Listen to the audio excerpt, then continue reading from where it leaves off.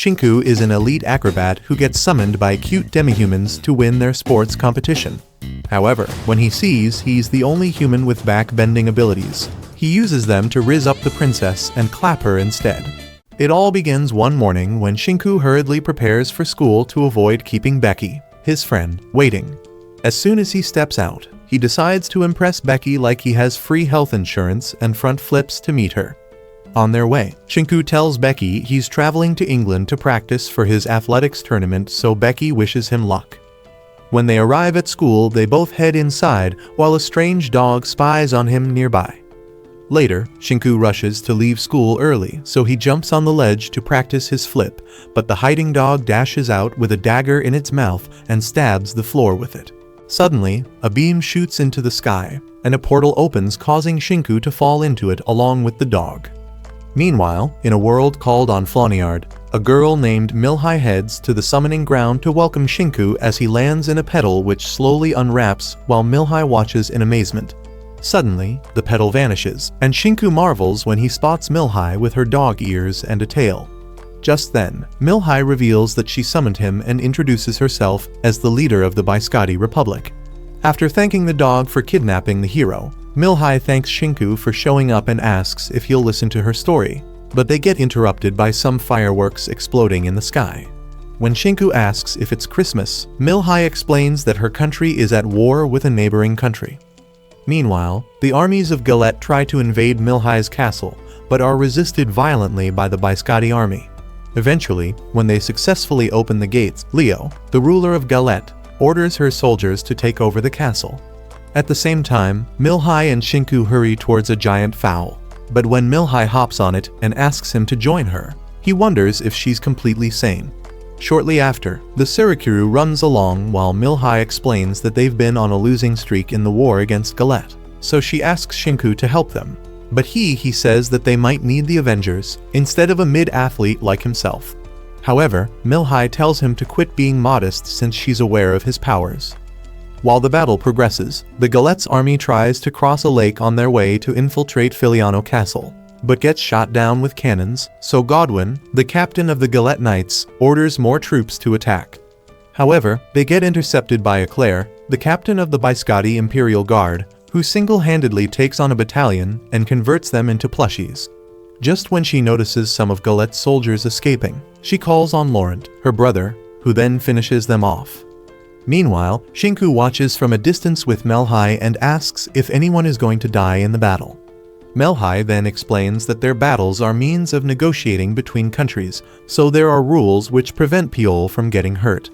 When Milhai reveals that her people will be devastated by any more losses, Shinku grabs her hands and promises not to let them down.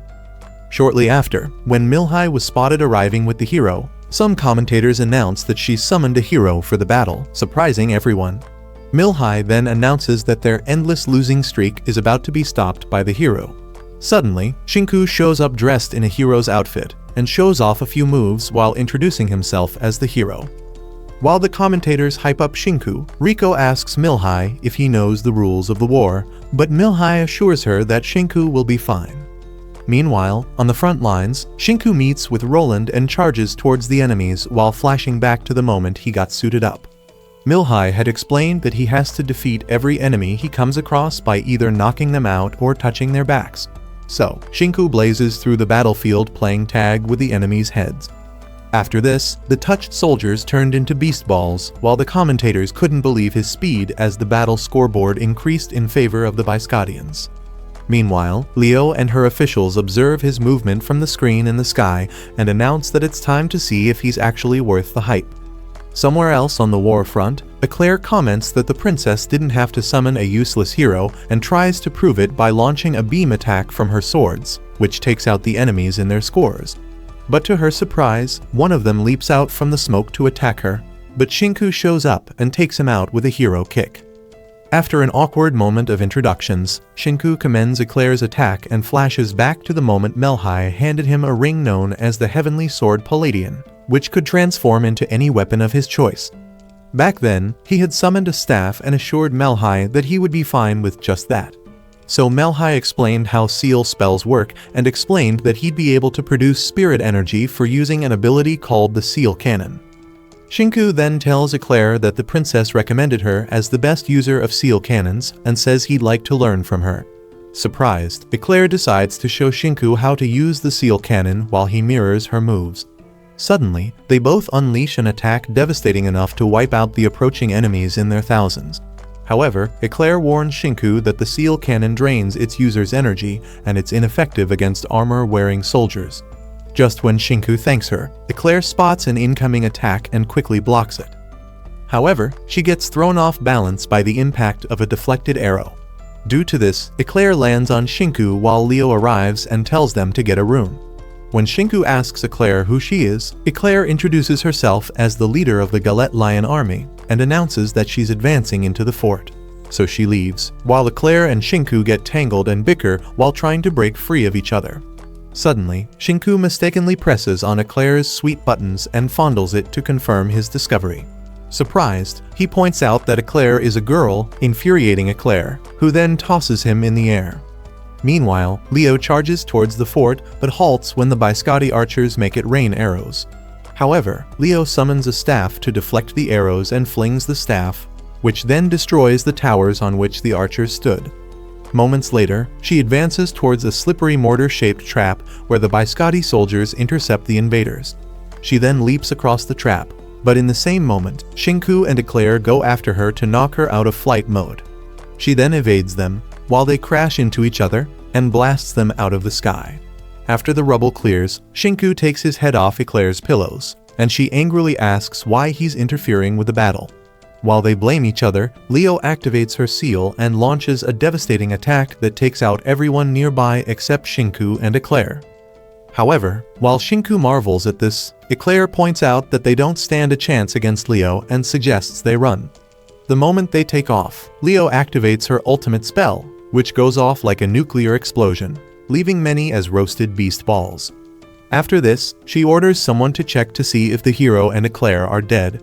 Surprisingly, Shinku and Eclair fall from the sky and agree to work together. Suddenly, Eclair sends Shinku down with a kick, so he descends and attacks Leon, but gets discarded like good advice. However, when Eclair lands, they jointly attack Leo and crush her weapons. While Leo marvels at this, Shinku and Eclair crush her armor, leaving her barely clad. Seeing this, Leo admits defeat, and it gets announced on the broadcast.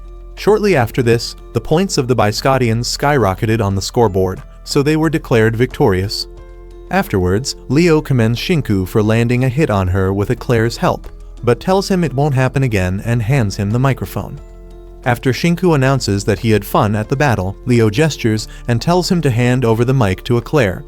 When he tosses the mic to Eclair, Leo orders the filming crew to focus on her to get a good view. Suddenly, Eclair's clothes rip apart, exposing her mini saucers on the broadcast. Just then, she realizes she got hit by Shinku's rod during the fight and freaks out, while everyone laughs, especially Leon. Afterward, while Eclair tries to chop Shinku up with her sword, Milhai announces that they'll be holding a concert to celebrate their victory. Afterwards, Roland announces that a seat will be reserved for Shinku for his hard work, but Shinku says he should return home before then. Surprised, Roland explains that summoned heroes can neither return nor contact their world. However, on hearing this, Shinku laughs, thinking it's a joke, but freaks out when he realizes it's not.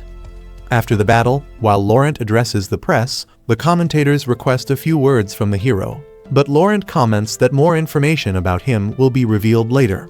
Somewhere nearby, Eclair watches Shinku sulk and figures she can't let the public see their hero like that.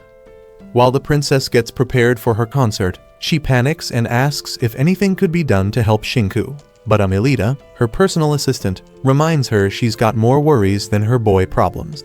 After listing Milhai's itinerary for the rest of the day, Amelita tells her to let the scholars handle the hero's problem. Shortly after, Rico, the big brains of Biscotti, runs down a hallway, clutching books and thinking of how she intends to fix the hero's problem with little to no clues. However, since she doesn't want Milhai upset, she hurries down the hall. Meanwhile, in the town, Shinku tries to get reception on his phone, but figures he's in an alternate universe. When Eclair blames him for using a quarter of his brains before agreeing to the summoning, Shinku says he didn't agree to anything and blames the dog. Just then, the dog activates the magic circle, and when they look closer, Eclair reads out some weird writings which state that stepping on the circle means accepting the summoning. Infuriated, Shinku asks how he was supposed to read that, but Eclair tells him to chill out since the scholars are already working on sending him back. To make his stay less miserable, she hands him a bag of coins as a reward for his performance in battle and decides to orient Shinku on the basics since he's clueless. After Eclair lectures him on how funds generated from the wars are used to build the town and pay civil servants, Shinku asks if there are also real wars where people actually die. In response, Eclair explains that there have been wars like that, fought against demons. In addition to this, she explains that the townspeople are protected because of Floniard's life force, which lies beneath the battlefields. However, outside the battlefield, people could get eaten by demons. Afterward, Eclair suggests they visit Rico to see if there's any progress yet. However, when they arrive, Rico apologizes and reveals that despite her best efforts, she hasn't discovered a way. Seeing how disturbed Rico is, Eclair tells her to chill out since Shinku is not in a hurry. Surprised by this, Shinku decides to play along, so Eclair asks him when he needs to be back home. In response, Shinku says he has to be back home in 16 days, so Rico gets excited. Just then, Shinku whips out his phone and asks Rico if she could help him get reception. Shortly after, Rico shows up with a machine that amplifies Floniard frequencies and turns it on. So, Shinku checks his phone and gets excited when he realizes the machine works, so he calls Becky. When she picks up the call, Shinku tells her that he might not be able to receive calls since his phone has been malfunctioning. After he tells her not to worry about him, Becky suggests he inform his family about it.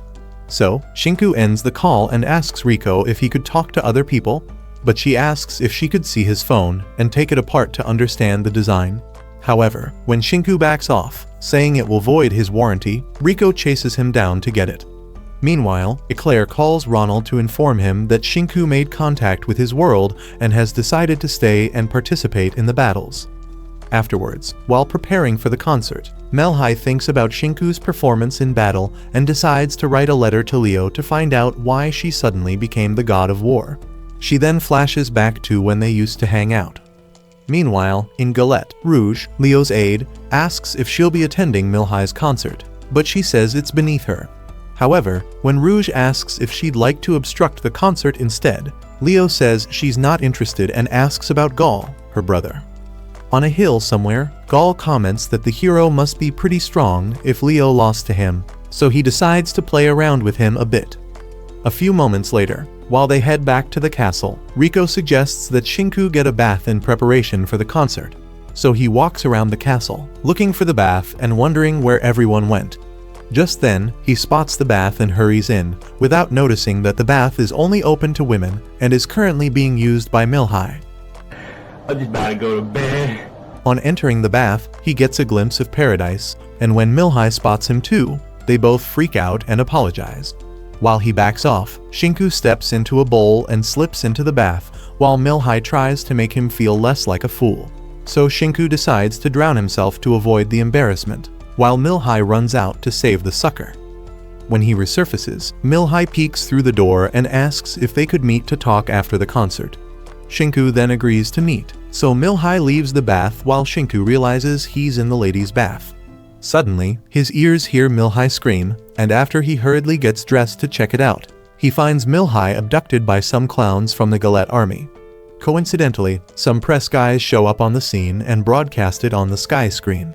Just then, the abductors announce that they're taking Melhi away and adds that Shinku will have to duel with Gaul to save her. Suddenly, Shinku thinks with his sausage and accepts the challenge. Afterwards, the press guys have fun broadcasting the news about the kidnapping while Shinku rushes out of a building and finds Eclair running towards him. Just then, he commends her timing and announces that Melhi has been kidnapped. However, to his surprise, Eclair responds with a kick to his face, which throws him into a pillar. Annoyed by this, Shinku asks what he did wrong, and Eclair asks why he accepted a war declaration on his own. Back at the concert hall, Ronald apologizes to Amelita for not teaching Shinku about the war declaration system. He then assures her that Melhi will be rescued, but Amelita points out that the people are looking forward to the concert. So, Ronald adds that Shinku and Eclair are on their way to rescue Milhai. Suddenly, a dog shows up with a letter, surprising them both. Meanwhile, on the way to rescue Milhai, Eclair lectures Shinku that his acceptance of the challenge has plunged them into an official battle, which they're unprepared for. When she adds that they have less than an hour to rescue the princess in time for the concert, Shinku struggles to stay on his Sarakuru. Annoyed, Eclair berates him for this, so Shinku apologizes for taking up the challenge and explains that it's a serious problem when a princess is kidnapped where he's from. So he gets himself together and promises to get Milhai back just in time for the concert. As they ride off, Broish observes them from a hill nearby, so Yukikaze, her sidekick, approaches her and asks if she saw anything interesting. In response, Broish announces that a battle is about to start. At the fort in Galette, Godwin kneels before Gaul and says he's honored to be chosen for a task. So, when Gaul responds by saying he noticed Godwin hasn't fought enough, Godwin chips in that he's more proficient at fieldwork than infiltrating forts. Hearing this, Gaul tells him to go all out against their enemies. He then asks Godwin to join him in drinking to celebrate their victory in advance. However, when Godwin asks about Milhai's whereabouts, Gaul says Rouge is taking care of her. Somewhere in the fort, while Milhai sits alone in a room, some maids walk in with a lioness and her cubs. She then informs Milhai that Gaul wants her to see the cubs, so she points out that Gaul has always treated her well while playing with the lioness and her cubs. Just then, the maid suggests she meet with him before the battle begins and leaves. Afterwards, Milhai asks the lioness if Leo is doing well since they always visited each other in the past, but now only see on the battlefield. Outside the fort, Shinku and Eclair approach Gaul's troops, and she tells him they're formidable opponents, but adds that since a legendary knight once single-handedly charged through 1,000 soldiers, they can pull it off. So, they charge towards the troops while the commander orders his archers to get ready. However, to his dismay, they get hit with artillery bombardments from the sky. While the commander wonders where the shots are coming from, Riko, who was set up somewhere in the forest, activates her seal and makes it rain brimstone on the enemies. After this, Broish observes the battle from a hill and is amused by the Biscottians' attack. Just then, Yukikaze asks why they're not joining the battle, so Broish says she'd rather sit with popcorns and watch the youngsters wipe each other out. Back at Biscotti, Ronald puts a letter on the dog and tells it to deliver the letter to Broish. At the same time, Milhai watches Shinku and Eclair fighting on a screen in her confinement.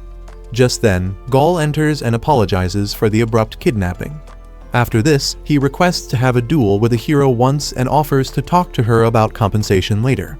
So Milhai accepts his offer, and Gaul takes his leave. Meanwhile, outside the fort, Shinku and Eclair were boxed in by Gaul's troops, so Shinku wonders why Riko's bombardment stopped, and Eclair explains that it's expected since gunners stand no chance against the infantry. After this, Godwin announces that Shinku's presence has been requested by Gaul and promises to let Eclair go if she surrenders. However, when she refuses, Godwin picks up his weapon and prepares for a fight. So, both Shinku and Eclair try to play hero, but soon get into an argument, which infuriates Godwin, so he swings his giant ball to shut them up for good, but Shinku blocks it and gets slammed into the wall with Eclair. Godwin then approaches them while saying they don't stand a chance against him. But when he raises his axe to attack them, he gets interrupted by a spinning sword. After the sword lands, Broish shows up and apologizes for interrupting. She then comments that Eclair has grown, so Eclair screams her name. Hearing this, Godwin turns to see who it is, so Broish announces that it's her first time meeting the hero. She then introduces herself as a freelance knight of Biscotti and explains that she's offering her support as requested by Laurent. Suddenly, Shinku spots a sparkling arrow in the dark and tells Broish to watch out. Suddenly, the archers fired at her, but she activated her seal and slashed down the building with a beam from her violent blade. After the building collapses, some fireworks go off in the sky, surprising a commander who then wonders who's launching them. Immediately, many of his soldiers get turned into beast balls by Yuki. Before she could finish introducing herself, the commander attacked her, but Yuki quickly sent him flying with slashes from her knife. Just then, Riko arrives with some fireworks and cannonballs, so Yuki carries her and activates a seal, which makes her fly. When they spot the soldiers fighting on the ground, Riko suggests they give the Biscottians some air support. Suddenly, they poured out the cannonballs and activated them with their seals. So the balls exploded and took out many soldiers on the ground.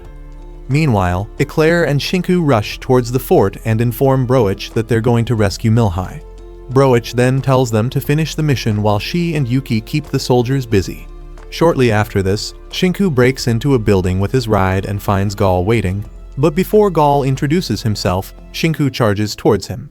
Sensing his impatience, Gaul grabs a weapon and hops on his Seirukuru. After this, they clash weapons, and Shinku says he can keep the introductions for later since he's on a clock. Somewhere in the forest, Eclair encounters the 3 clowns who kidnapped the princess and calls them idiots. Hearing this, the 3 knights introduce themselves and prepare for a fight while Eclair does the same. Back in the fort, both Shinku and Gaul manage to land a hit on each other. But while Gaul was impressed that the hero is as good as a standard knight, Shinku thinks about Milhai and says he must rescue her. Hearing this, Gaul says he'll have to go through him first. Meanwhile, somewhere else, Eclair blocks attacks from 3 opponents and realizes she's outnumbered. She then flashes back to a memory of the girls being cute at a beach, but she realizes they're nothing like that in battle. On the other hand, Shinku and Gaul continued clashing weapons until both of their weapons broke. Just then, Gaul hops off his Seirukuru and comments that playtime is over. He then activates his seal and attacks Shinku, but Shinku blocks the attack and falls off his Seirukuru. Unsatisfied, Gaul launches more attacks, which Shinku defends with a short half of his rod. After this, Gaul pulls off his ultimate move, thinking it's over, but to his surprise, Shinku appears out of the dust and says it's not. So, Gaul checks him out and wonders how he survived his ultimate move. Just when Gaul wonders if Shinku is a monster, Shinku bleeds from his head, so Gaul freaks out and asks if visitors from the other world don't turn into beast balls. After this, he suggests that Shinku take a break, but Shinku snaps out of it and says he's fine. Suddenly, he activates his seal and announces that he has to save the princess in time for the concert. Shocked to hear this, Gaul blocks his attack and asks what he means by a concert. Outside the fort, while Broich and Godwin face off, Yuki informs Broich that the enemy reinforcements have arrived. When Broich asks how many there are, Riko checks her binoculars and figures it's just 1 rider. She then announces that Leo is approaching the fort. Not long after this, Leo rides into the fort, so Godwin bows while Broich pays her respects. Just then, Leo hops off her ride and asks Godwin to stand down. When Leo adds that she needs to talk to Gaul, Broich announces that the fort is now a battleground and she can't let Leo through. Hearing this, Leo takes out her axe and says she's not as weak as she used to be. Suddenly, Leo activates her seal while Broich draws her sword. After they clash weapons for a while, Broich says she heard Galette has been more aggressive with frequent invasions, but Leo says it's how they do things in Galette. Broich then chips in that the Biscottians can barely hold regular events, but in response, Leo says that the dog princess only holds lame events and asks how that's supposed to help people relieve stress. On hearing this, Broich admits that Milhai sucks in some ways, but adds that she'll get better over time. So Leo activates her seal and says that no one can get in her way. Suddenly, she charges towards Broich, who then tosses her sword up and allows herself get knocked down by Leo. After Broich surrenders, Leo leaves with Godwin and commends her on taking down the legendary knight. However, Leo explains that Broich only used a fraction of her strength and merely let her pass. Just then, she opens a door and finds Eclair fighting against the 3 other ladies. Meanwhile, while Shinku and Gaul duel, Gaul asks if a concert was really planned, and Shinku explains that he's been trying to tell him all along. Just when Gaul blames his subordinates for the kidnap, Leo breaks in through a wall and furiously asks why they're playing around on a battlefield. Horrified, the boys apologize to Leo, so she heads to the room where Milhai was confined while the boys follow with swollen heads. On entering the room, she apologizes to Milhai on behalf of Gaul for interrupting her concert. Just when Milhai chips in that Gaul is innocent, Leo says she'll find a way to make it up to her. While backing her, Leo tells Milhai to leave and leaves the room. Afterwards, Gaul checks Milhai's schedule and freaks out when he realizes they can't get her on stage in time for the concert. So, Milhai glances at Shinku with a smile which make him remember Gaul's ultimate attack. He announces that he can get Milhai to buy Scotty for the concert, surprising Gaul, who then asks how he intends to do that. So Shiku sweeps Milhai onto his back and announces that he got the idea from Gaul. He then channels his life force to his feet and pulls a Barry Allen.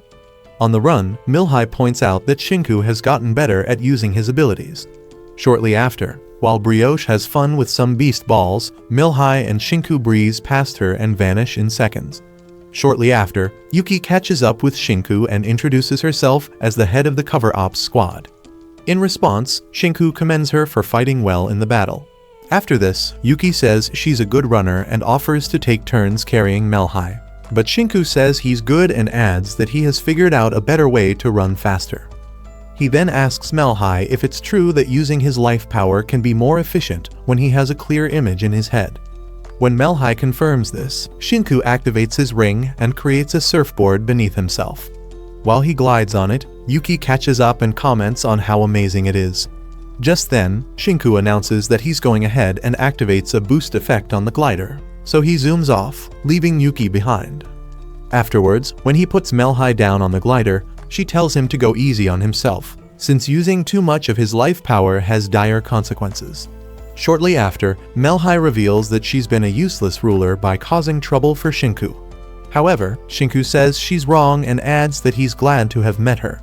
While he pep talks her into believing she doesn't suck that much, the glider flies high and Shinku grabs her waist like he's been practicing all his life for that moment. Minutes later, Milhai arrives at the concert hall and apologizes for showing up late. Just then, Amelita announces that she's got only 10 minutes, so the crew gets to work while Amelita asks Milhai if she's ready for the performance. A few moments later, Milhai appears on stage and the crowd cheers. After she gives credit to Shinku and the Knights, Milhai begins her performance while everyone watches. Meanwhile, Eclair calls Laurent to ask if Shinku is alright since he used his life power recklessly. In response, Laurent says he's burned out, so some maids attended to him and took their leave. After the battle at the fort, the rest of Galette's army withdrew its forces from Biscotti. While this happens, Milhai addresses the Knights of Biscotti and commends their performance in battle. After this, Laurent and Eclair were rewarded for their efforts. Some days later, Shinku and Rico visit the kitchen, and the cooks offer them a bowl of food. After this, they requested that Shinku help them deliver some food to the Knights, too. So when he arrives on the training grounds, he marvels at the moves of the training Knights. Just then, Laurent approaches them and announces that their food has arrived. Rico then approaches Eclair to notify her about the food, but Eclair says she'd rather train some more. Uninvited, Shinku shows up and offers to be her punching bag, so Laurent tells the Knights to pay attention to the fight. Moments later, Eclair asks Shinku what his weapon of choice is, so he picks up a sword and shows off his skills.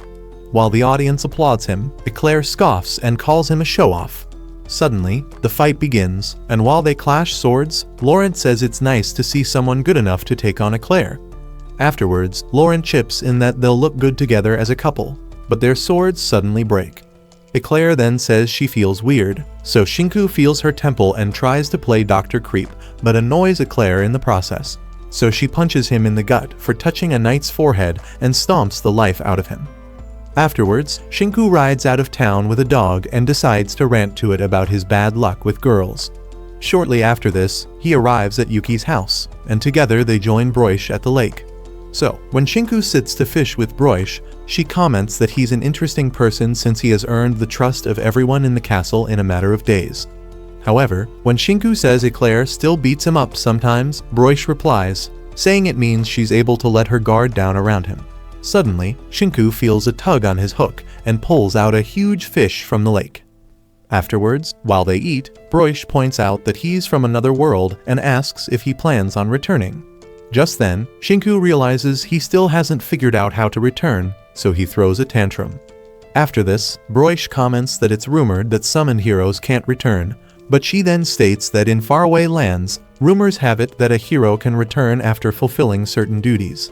When Shinku lights up on hearing this, Yuki says that Rico has looked into it and has discovered that the rumors may be true. Afterwards, the ladies ask about his family. Shinku tells them about his family and wonders how Becky is doing. Meanwhile, on Earth, Becky's mom tries to get her out of bed and accuses her of slacking off just because Shinku isn't around. In response, Becky says it has nothing to do with Shinku, But a few moments later, she wonders if Shinku has gotten a new girlfriend. She then decides to check her fortune for the week on her phone and realizes it's mediocre.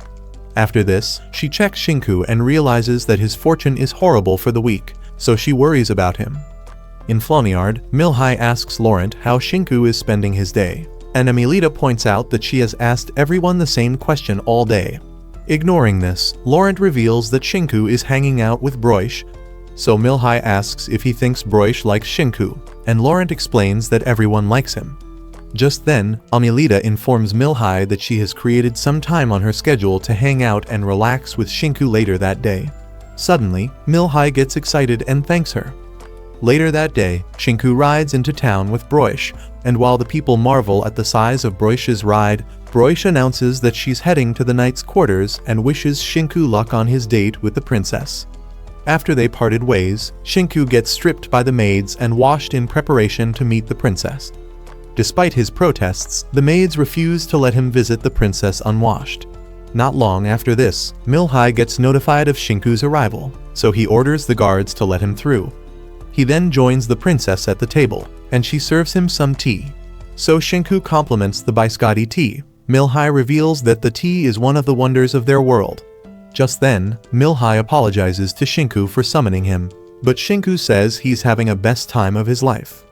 Shortly after, Shinku asks Milhai why she chose him for the summoning, and she reveals that she used a type of seal's spell named Star Composition, which allows her to see the future and also things from faraway worlds. In addition, she states that one day, while using it, she saw Shinku doing his best at a battlefield built like a castle.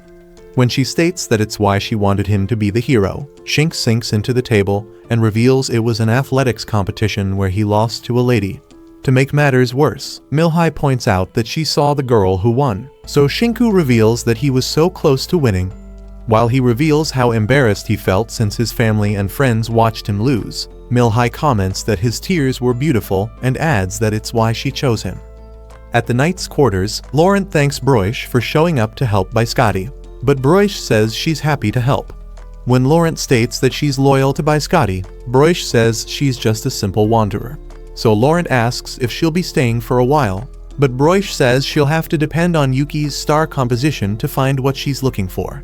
After this, Broish adds that Galette seems to have become more troublesome and blames Leo for this. She then insinuates that beasts might be involved in whatever Galette is up to and grabs her sword while saying she's got it covered. Afterwards, when Shinku walks Milhai off, she requests to see him the next day, so he agrees to show up and takes his leave. While Milhai walks with her maids, one of them asks if she's going on a date with Shinku, and she confirms that they're going for a walk together the next day. Just then, Milhai recalls that she used to go on walks with Leo. Meanwhile, in Galette, Leo gets furious about the results of using her star composition and wonders why it hasn't changed even after the war. She then wonders why she can't see the future clearly and stares at pictures of Shinku and Milhai in a pool of blood, alongside a writing which states that they'll both be dead in 30 days. Frustrated, Leo decides she must change the future and checks out her ultimate weapon. The next day, Milhai wraps up some paperwork while one of her maids tells her that working early in the day is unhealthy for her. However, Milhai says she has to finish her work so she can enjoy herself. Outside the castle, Shinku asks a knight if a Sarakuru belongs to the princess, and the knight reveals that it's a special kind of Sarakuru. Just then, Shinku tries to get familiar with it, but when the princess steps out, she finds her Sarakuru snacking on Shinku's head. So she smiles and says that they seem to be getting along, but Shinku asks her to save him from losing his head to the beast. Moments later, while Shinku rides the Sarakuru with Milhai and shortly after, they arrive in a field of flowers. Milhai then says it's where she takes walks or does her picnics, but Shinku suggests they get exercise done first. Suddenly, he conjures a discus with his ring and explains how it's used. After a few tosses, Milhai gets the hang of it and tosses the discus really high. Just then, Shinky conjures his rod to boost his jump and a glider to bring him down.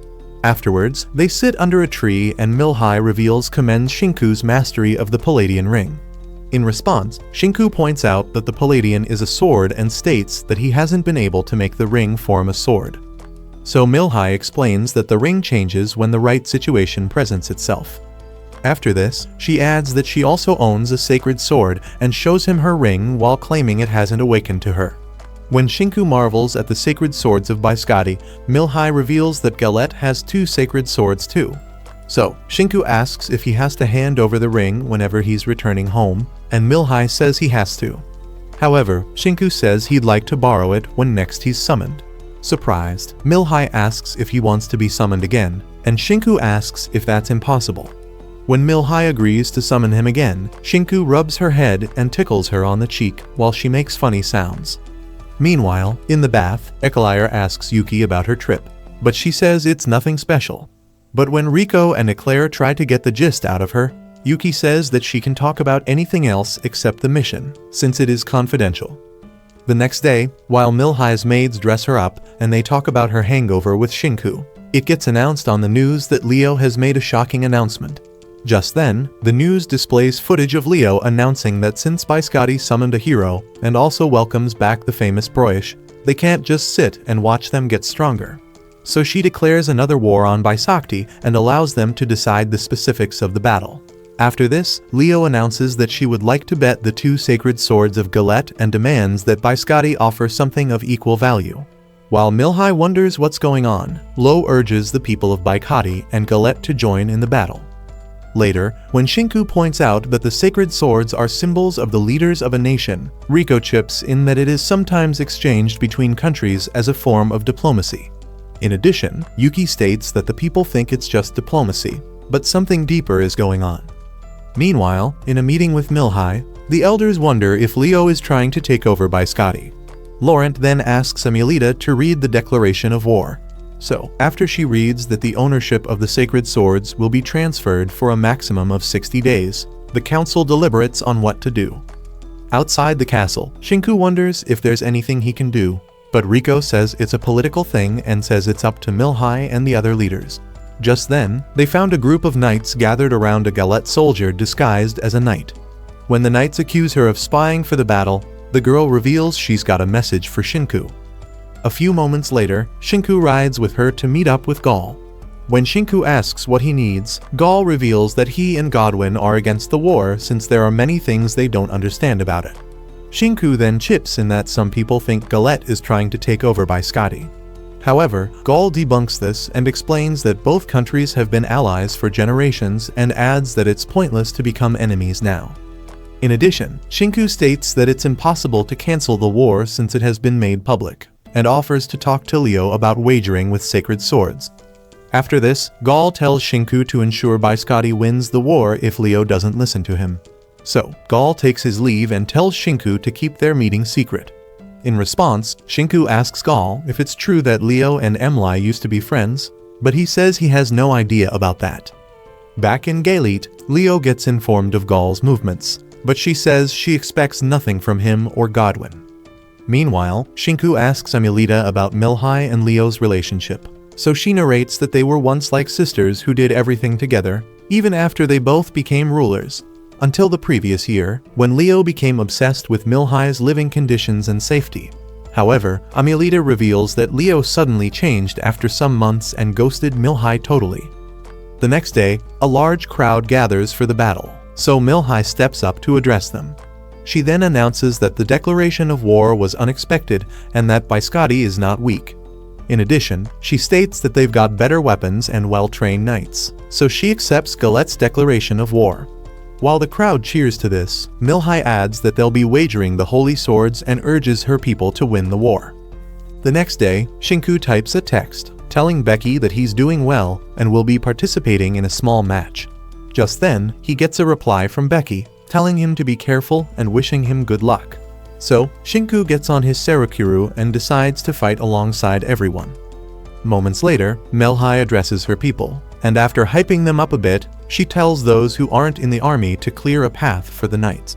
She then explains the objective of the war to them and urges anyone who needs help to reach out to the medics. Backstage, the elders tell Milhai to be careful, so she assures them that she'll be fine and tells the scholars to keep researching ways to get Shinku back to his world. At that moment, some maids arrive and announce that Milhai's cart is ready, so she faces Rico and asks how they plan to come along. Rico then responds by saying it's going perfectly. While the battalions march out, the broadcasters chirp about the unusual numbers that turned up for the battle. At the same time, the broadcasters from Gallet talk about the numbers too and add that Gaul is ready for battle. While Gallet's army marches out, some knights spread rumors about places where their powers will be weaker. However, another knight debunks this and says they'll only be fighting in safe locations. Just then, another knight chips in that ghosts lurking at the fort they're headed to, but she gets interrupted by Godwin, who then says they'd simply cut down the ghosts. However, a smart one chips in that they might encounter demons in places where their powers are weaker. When she explains that demons feed on the powers of the land and bring catastrophe wherever they go, some other knights freak out and protest against scary stories. However, Godwin says demons are supposed to be locked beneath the earth, but Noir says she heard they exist and insists she's not lying. Just then, Godwin screams and tells them to cut the crap. Meanwhile, Gaul feels bad for failing to make Leo reveal her reasons for the war. Meanwhile, Leo flashes back to the moment she informed her aides about her star composition predictions about Milhai and Shinku's deaths. After expressing her concerns, Leo revealed that the vision showed that the bearers of Biscotti's sacred sword rings would die. She then states her intention to step down from power and adds that she plans to change the future by taking Biscotti's sacred swords. Hearing this, Leo's aide asked what would happen to Gallet without her, but Leo said that Gallet would rule in her place since she was only warming the throne till he grows old enough to rule. While her aides tried to talk her out of it, Leo shut her ears and ignored them. So, one of the aides came up with the plan to declare war on Biscotti to get their swords and keep them hidden to benefit both countries.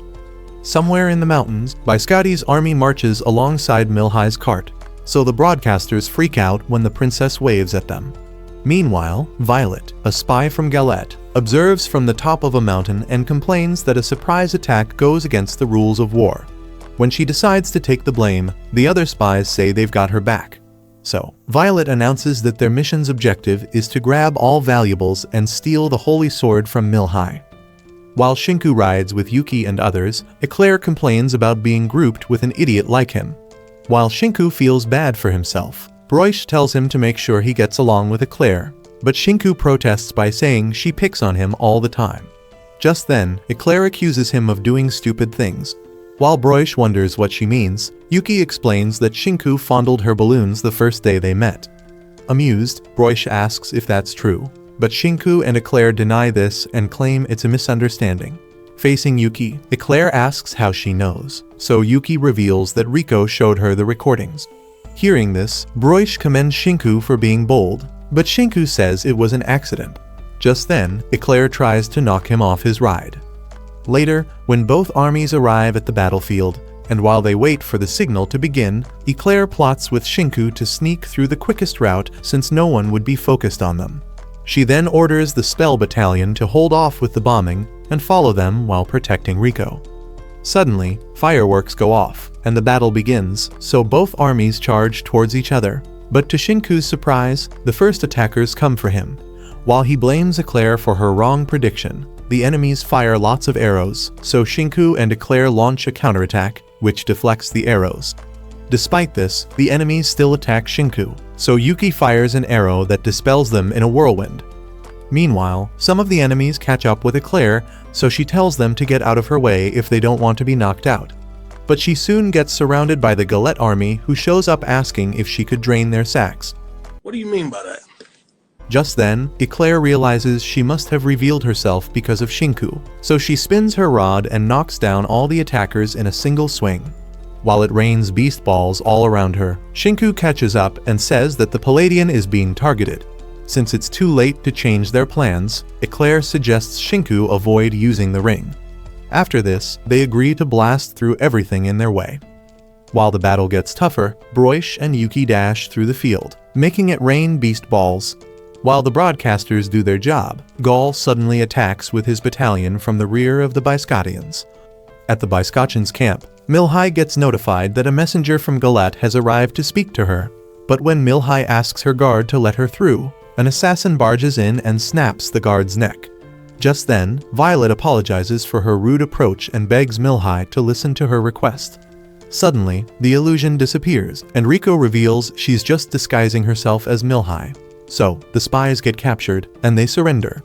Rico then sends a fireworks signal, and when Shinku spots it, Eclair points out that the headquarters got raided. Immediately, Rico transforms into Melhi, and she says Leo must be up to something since she has always played fair when it comes to war. So she rides off and decides to ask Leo herself. Back in Galette, a maid informs Leo that Violet and her crew have been captured, so she asks what Gaul is doing. The maid then reveals that he's on his way with Godwin and Genoise as she ordered. When the maid adds that Gaul and Godwin are not pleased with the war, Leo says they can do whatever they want and decides she can win the war alone. Meanwhile, on their way, Gaul expresses his disapproval of the war and suggests they hold back a little in their attack. He then apologizes to Godwin for getting him stuck doing a boring job, but Godwin says he's fine as long as he rides with Gaul. Just then, Gaul gets informed that Melhi is not at the fort they're going to attack, so he gets excited and announces that they'll conquer the fort without any hesitation. On the battlefield, the soldiers fight on while the battle scores rise in favor of the Biscotti army. At the same time, Biscotti's 2nd Battalion gets closer to the fort in Galette. However, the Galette army gets stuck at a bridge where Broish keeps making beast balls of them. She then announces that the Biscotti headquarters is just past the bridge and urges the Galette army to bring it on. Suddenly, they charge towards her, but Broish launches an explosive attack that makes it rain beast balls. Horrified by this, the Galette army flees while Broish gets notified to join the 2nd Battalion. Just then, Brashi orders Yuki and the army with her to push through the enemy lines. Suddenly, Bernard, a famous commander, appears out of nowhere and says he can't let them pass. Broish then asks if that's a challenge, and Bernard tells her it is what it is. Suddenly, Roland shows up and announces that he'll be fighting Bernard instead, so Broish charges off with her battalion, leaving Roland to deal with Bernard. While this goes on, the broadcasters explain that both commanders are friends with equal strengths, so they attack each other. Meanwhile, at the fort in Biscotti, Gaul and his army wreak havoc and devastate the Biscotti guards. After they were done eliminating the guards, Godwin swigs his chain ball and eliminates what's left of the Biscotti guards. Suddenly, Rico rides Melhi's Sekuruku and activates her seal to escape the fort. However, when the bird takes off, many enemy archers fire their arrows to bring it down, but the bird evades them. Just then, Emilio, one of the Galette Knights, shoots a magic arrow that pierces through Rico and makes her clothes disappear. While she falls without clothes, the army watches in wonder. Just then, someone from the Biscotti army shoots a counterattack, which wipes out the archer squad of the Galette armies and puts the squad leader's melons on HD display. Emilio then says that he can't let Rico's sacrifice be in vain. Just then, Sarakuru catches Rico mid-air as she flies away to meet Melhi and Shinku. At the fort in Galette, the specially equipped guards prepare to attack the advancing forces of Biscotti. So Eclair orders the soldiers to surround Melhi, while the armies of Galette prepare to use their weapons. Seeing cannons and rifles, Shinku fidgets, so Eclair asks if he recalls a spell she taught him. However, since he's clueless, Eclair says he'll be the defense while she charges through the enemy lines. Suddenly, Shinku conjures a shield, and the shots from the cannons begin to land. Just then, the Galater army targets Shinku and launches a missile, but he deflects it with his rod, to the surprise of everyone. Afterwards, Shinku asks Eclair what she thinks, but she calls him a show-off. She then leaps off her ride and launches an attack that blasts the guards of the fort. So Eclair orders the soldiers to clear out what's left of the fort guards. Suddenly, dark clouds take over the sky, while Leo has a vision about Melhi's death and her battle with a monster. When Leo snaps out of it, a whistle sounds everywhere, and on hearing it, a knight asks what the sound means. In response, Yuki explains that it's a sort of warning. So, Broish decides to ride ahead with Yuki to take care of anything dangerous. Shortly after, Shinku and Eclair arrive inside the fort with some knights and get a message from Leo asking them to meet her at the top of the fort, and she offers them a one-on-one match as a reward for making it there. She then shows off her sacred swords and threatens to destroy Melhi's camp when she lays hold of the Palladian. While she checks out the weather, the elevator opens, and to her surprise, Melhi shows up holding one of the sacred swords. Suddenly, Leo gets flashbacks of the vision and couldn't believe her eyes. After this, Melhi shows Leo the 2 rings and asks her to reveal the real reason behind the war. Suddenly, Rizz attacks Milhai and tries to seize the rings, but Milhai activates the rings and blasts her off. While Leo stares awestruck, Milhai conjures a sword and tells Leo that she would gladly lend her the sword if she explains why she needs them. Since Leo refuses to respond, Milhai reminds her of the good times when they were buddies. Suddenly, she tears up and asks Leo if she hates her. Meanwhile, Shinku and Eclair worry about the princess, so Shinku suggests they climb the building to the top since the elevator stopped working. On the roof, Rizz suggests that Milhai and Leo take cover under a roof, but then a vibration rocks the building, so they stop and wonder what it is.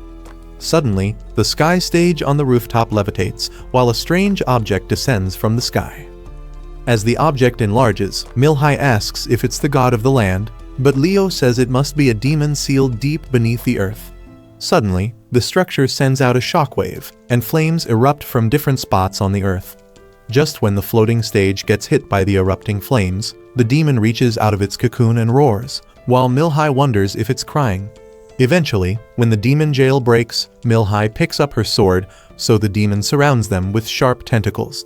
However, Leo surrounds herself with a shield and slashes off some of the tentacles.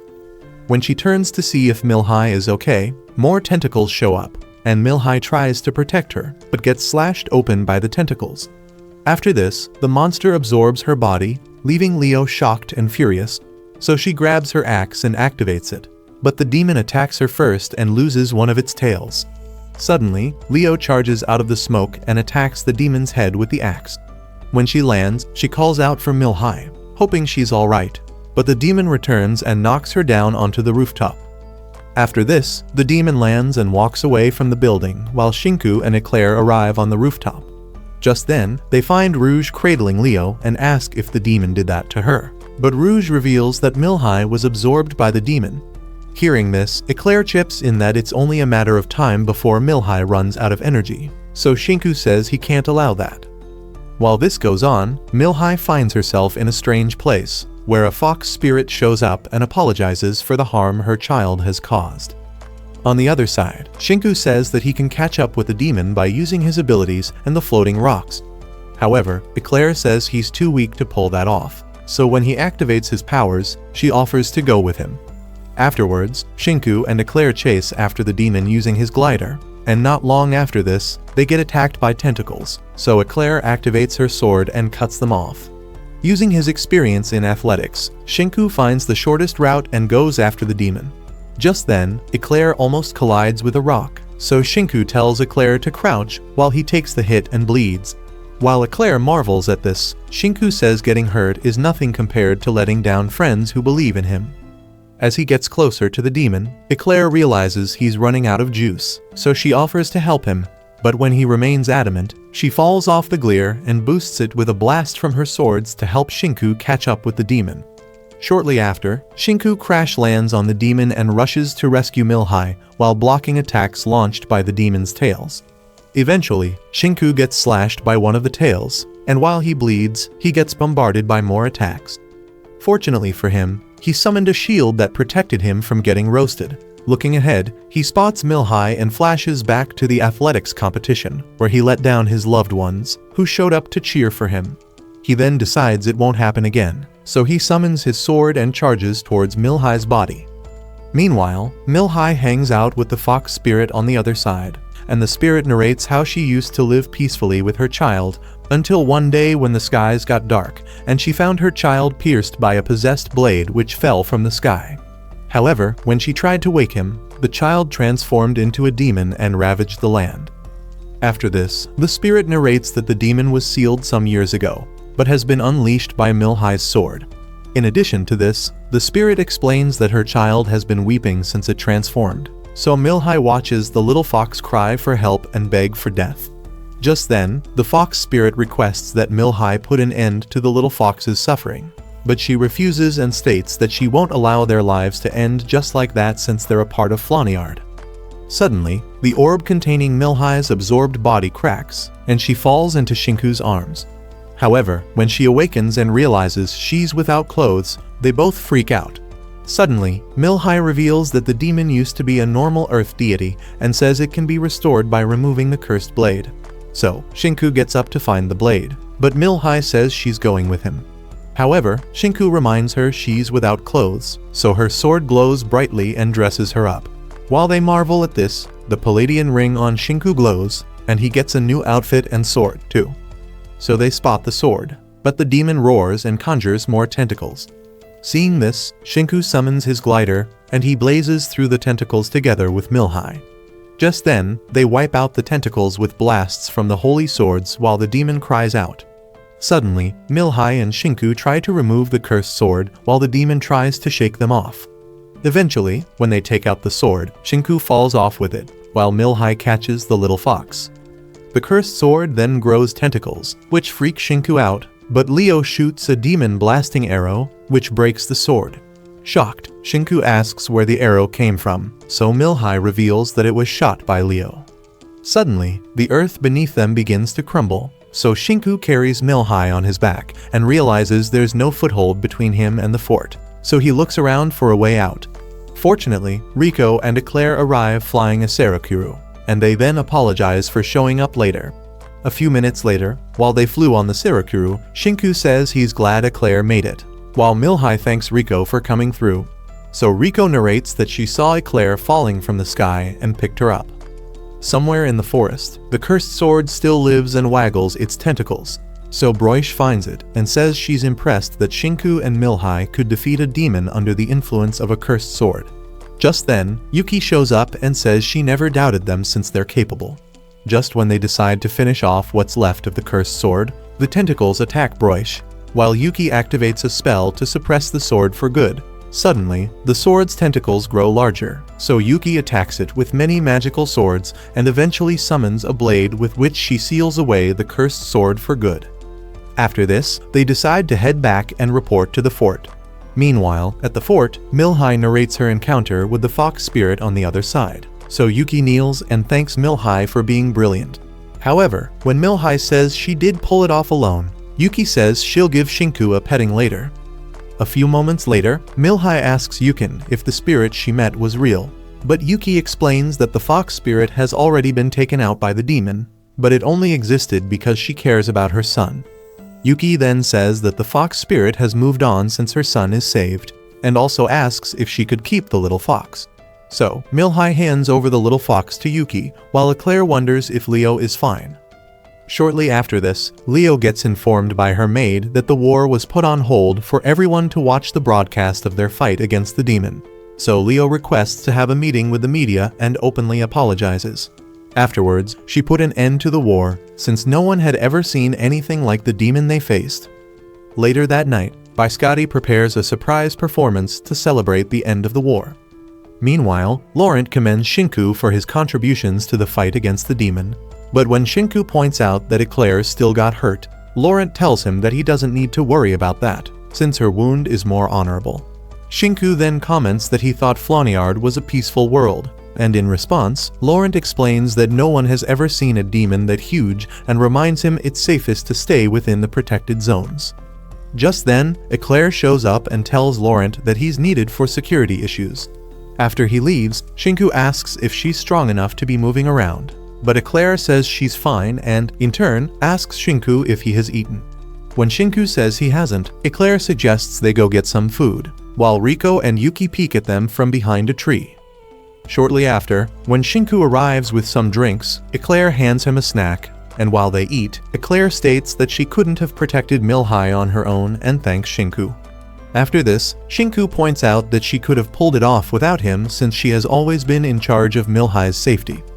Not long after this, Rico and Yuki get busted while spying, and Gaul arrives to ruin the date by talking about how his sister changed things in the country after the battle with the demon. Just then, the other chips in that both countries are now at peace, so a dog arrives with a letter for Rico, and on checking it, she announces that the Academy wants her to contact them right away. So she announces that she's got things to take care of and leaves. While Milhai prepares for her performance, she gets informed that she has a guest. Shortly after, she talks to Leo outside the tent, and Leo apologizes for causing so much trouble and putting her in danger. In response, Milhai says it has taught her many lessons as a leader, so she thanks Leo for doing everything just to protect her. Surprised, Leo asks how she found out about that. So Milhai reveals that Rouge and Violet explained everything to her. Milhai then tells Leo that she shouldn't have risked her life just because of a star reading, and also adds that she has a lot of people she trusts with her life. Afterwards, Leo flashes back to when they were young and says that Milhai's kindness helped her. When Leo states that she couldn't bear to lose her, Milhai says she's not dying anytime soon. Just then, Milhai gets called in for some rehearsals, so Leo says she'd like to stay and listen to Milhai sing. After a while, the lights go off and the stage lights come on, so the crowd goes crazy while she begins her performance. During the performance, Yuki tells the young fox that Milhai saved it, so the young fox suddenly glows and beautifies the stage with some trees. Meanwhile, Rico is alone somewhere and weeps. After Milhai's performance, the armies of Galette and Biscotti return to their various territories at dawn. When Shinku and the others ride into town, they get a hero's welcome, but Rico says she's got something to attend to at the academy and hurries off. When she arrives at the academy, she asks about the research on Shinku's return, and the scholars explain that they've analyzed the spell and realized it isn't difficult once they have made the necessary preparations. Reading from the document, Rico figures that for the spell to work, some requirements must be met. So Rico asks if anyone has been told yet, but the scholars say it's still confidential. Meanwhile, Shinku crashes into his bed but is surprised when Rico shows up and announces that she has found a way to send him back. Afterwards, when she reveals that he could be sent back in the next 3 days, Shinku says he'd be happy about that. However, Rico explains that he won't be able to return to Floniard, and he'll lose whatever knowledge or memory of the world he has. Hearing this, Shinku realizes it must be why she looked gloomy the previous night. Just then, Rico tears up and feels bad as the head of the academy. After blaming herself for failing to find a happy ending, Shinku tries to console him. However, Rico says it hurts, since he's been getting along pretty well with Milhai. So Shinku says he has a feeling he won't forget everything he experienced, and also adds that there must be some way to return to Floniard. He then asks if she has told anyone else, but Rico says she hasn't. So Shinku requests that she keep the requirements secret. When Rico wonders why, Shinku explains that it's sad enough that he's leaving, and knowing that he'll never return will only make things worse. Meanwhile, Milhai's maids point out that she seems to be in a good mood, so Milhai reveals that she's going on a walk with Shinku the next day. At the knight's quarters, Emilio asks Eclair if Shinku will be joining them for training the next day, but Eclair retorts and asks why he is asking her. In response, the knight says that they seem to get along pretty well, annoying Eclair, who then reveals that Shinku is going to see Broish the next day, and he might only show up at noon. At Broish's house, she announces that Shinku is coming over the next day, so they decide to prepare a feast. At the same time, Gaul asks Leo if he could visit Shinku since they have some unfinished business. In response, Leo says he can, since she'll be visiting too in 2 days' time. However, she tells him to stay out of trouble. Sometime later, Milhai asks Rico if she's found a way to send Shinku back. In response, Rico reveals that she has and states that Milhai needs to perform the ritual in 3 days' time. Hearing this, Milhai says even though she knows she'll see him again soon, it's sad to see him leave. The next day, Shinku and Milhai play around the flowery fields, and just then, he drops a pocket watch. Surprised, Milhai asks if he carries that around, and Shinku reveals that it's a prize he won at the athletics competition where she watched him, and states that it's a reminder for coming second. Afterwards, at the training grounds, Shinku surprises Eclair when he shows up to train and suggests they spar again. So she accepts his challenge and says he's about to get worked over badly. Later that afternoon, Shinku shows up at Broish's house and asks how the little fox is faring. In response, Yuki says that as a fellow deity, she'll make sure to raise it well. When Shinku freaks out on hearing this, Yuki explains that she's an earth deity and demands to be respected. After this, she narrates how Broish found her wandering in the forest alone after her parents had been eaten by demons.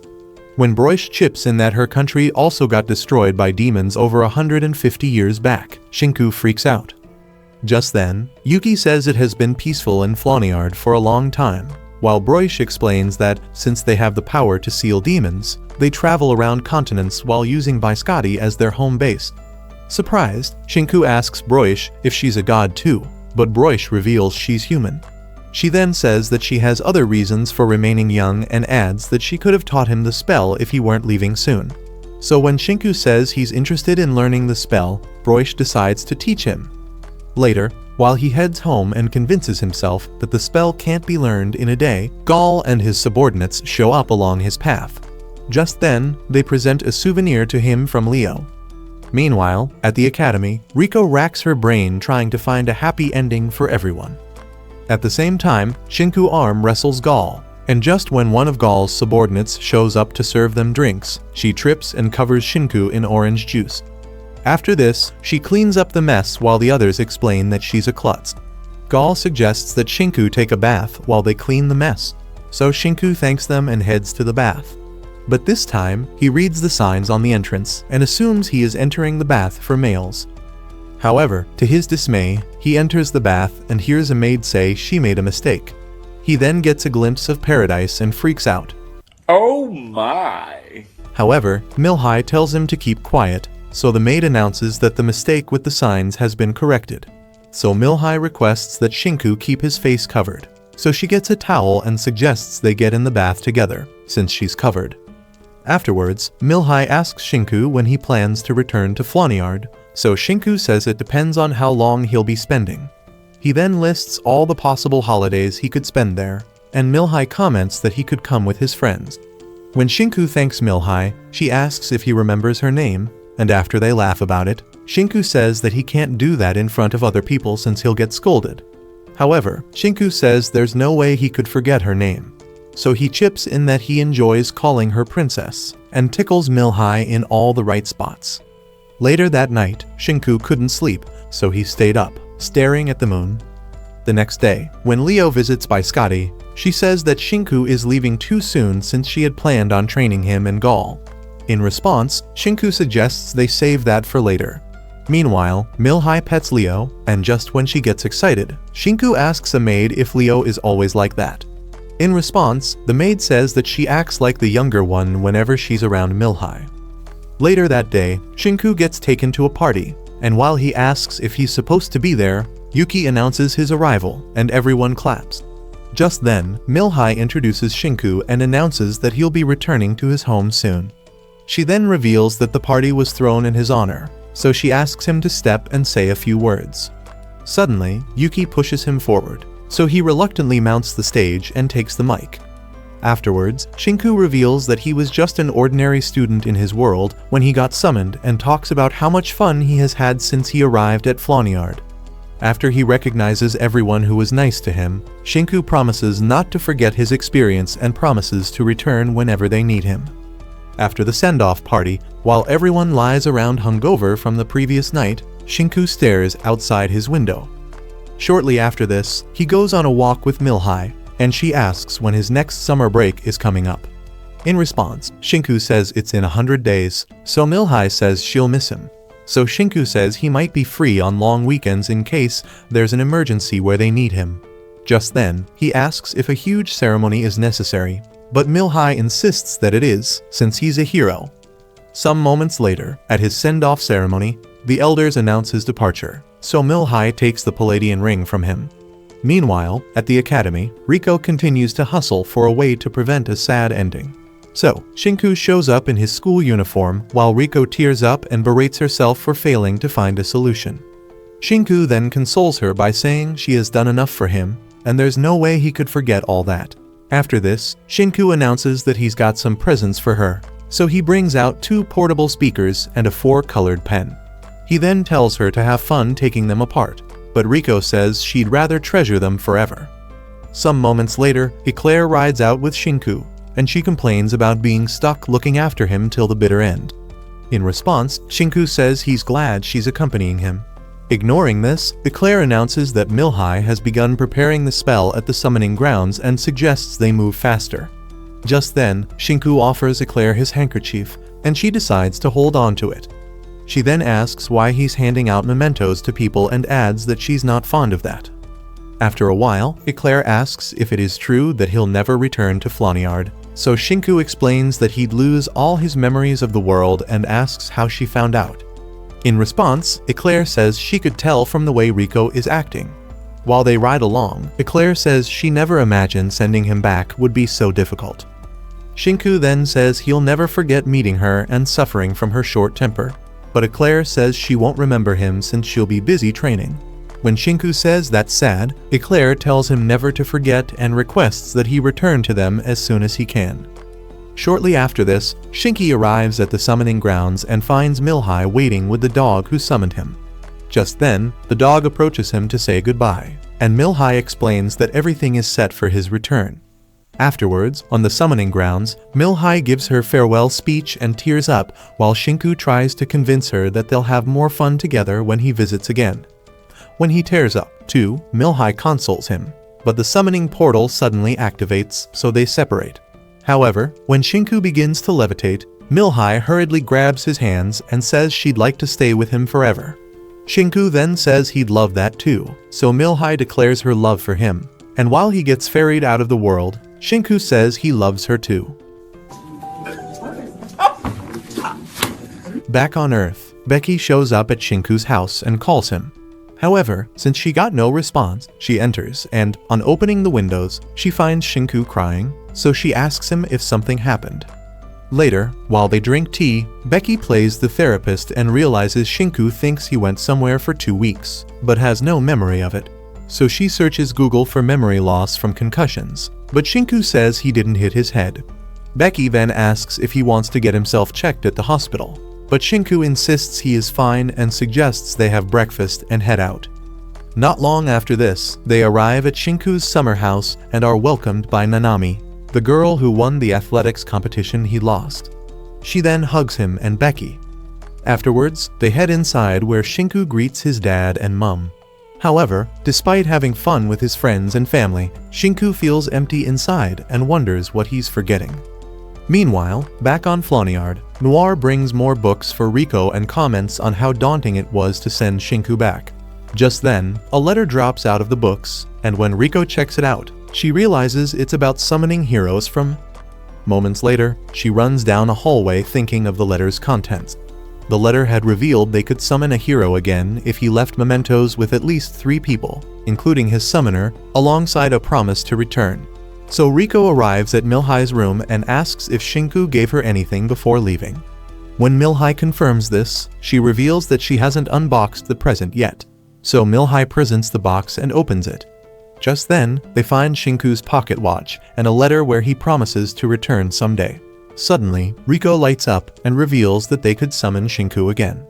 Back on Earth, Shinku spots the dog that once kidnapped him and crouches cluelessly to play with it. Just then, he finds an envelope in its collar, so he opens it and finds the Palladian ring in it. Suddenly, his memories reset, and he freaks out while celebrating with Becky, who has no idea what's going on. When she asks what he's talking about, Shinku says he remembers where he went and tells her he made a lot of friends. After this, he suggests that they go there next summer, and Becky says she would if she's allowed. Just then, Nanami shows up and joins in the fun. Who would you place your money on if Gaul went up against Shinku in a fight? Let's know in the comments. Make sure you like and subscribe if you like anime recaps like this.